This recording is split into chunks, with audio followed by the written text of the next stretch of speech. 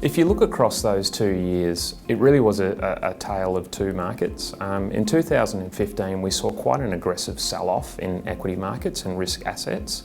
And in 2016, we saw a very, very strong bounce back. If you look at the performance of those markets over the 2-year period, if we look at the ASX 200 here, it's up about 5% since January 2015, so a slight mid-single digit positive return.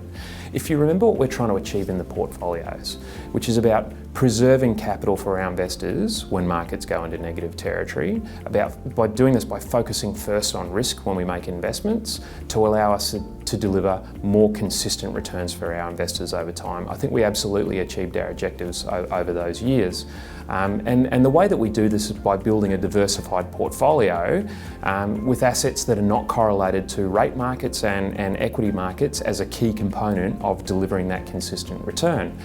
What that means is we will never track, or our portfolios will never track step for step an equity market. And in terms, given we've got those diversifiers and preserving assets in our portfolio, when markets are aggressively positive, we're likely to lag those returns. So another thing to consider in 2016, other than the way that we manage risk and diversify within the portfolio, is the types of assets that rallied really aggressively across that year. And it was certainly at the riskier end of the spectrum, where we tend to focus on quality and predictability as another key tenet of the types of assets that we invest in.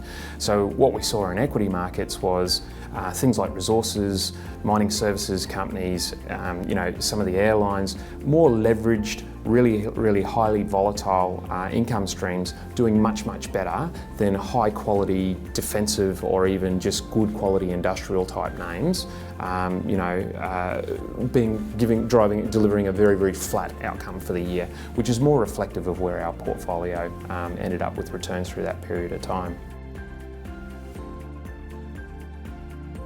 Looking forward from here, what does this mean for our portfolios? Well, we're actually really confident about achieving our objectives. 2016 was quite an anomalous year in terms of the disparity of what rallied and what didn't. We think that's behind us.